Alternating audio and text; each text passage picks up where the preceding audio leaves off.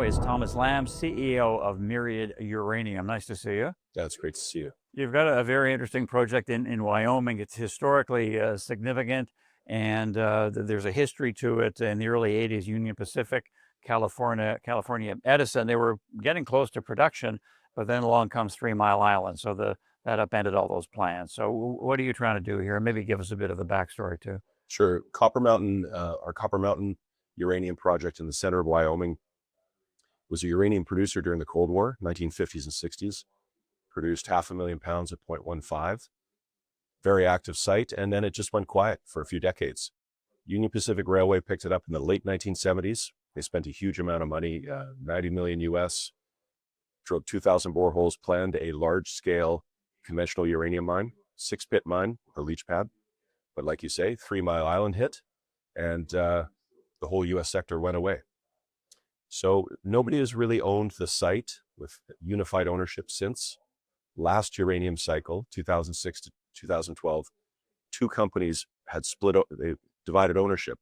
Neutron Energy, which is now Encore, and Strathmore, which is now Strathmore Plus, and Fission and F3, et cetera. So we're the first company with unified ownership.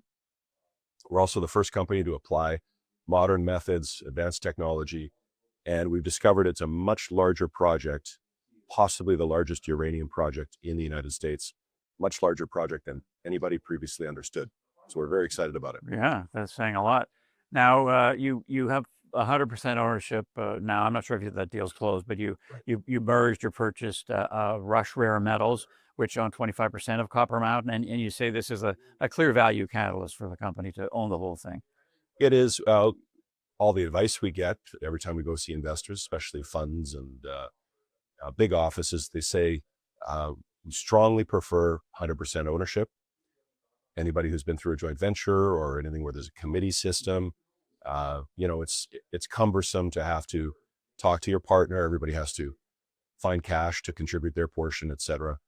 1 + 1 equals 3, really, if you have unified ownership, whereas divided ownership is not as good. So we think we're going to get a higher valuation for the asset, for the company, by having 100% ownership. Right, it makes sense. Now, I understand you have approval to drill at least 220 holes on several priority targets and a number of different targets you're canning: Lucky Cliff, Arrowhead, Gem, and Mint as well. So can you expand on the plans? So in the 1970s, Union Pacific identified 7 deposits, but then 15 prospects, and the 7 deposits had hundreds and hundreds of holes each.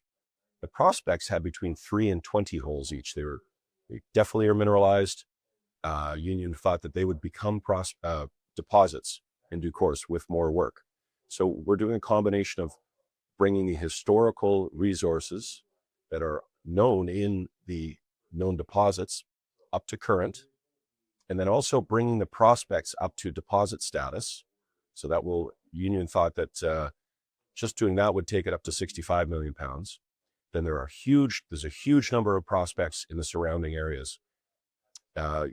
Department of Energy, 1982, through their engineering firm Bendix, after several years of intense work, estimated the uranium endowment of Copper Mountain in an inner area, of which we hold 80%, at 245 million pounds of uranium, and a larger area, which we currently hold 56% of, at 655 million pounds of uranium. So it's a huge amount of uranium at Copper Mountain.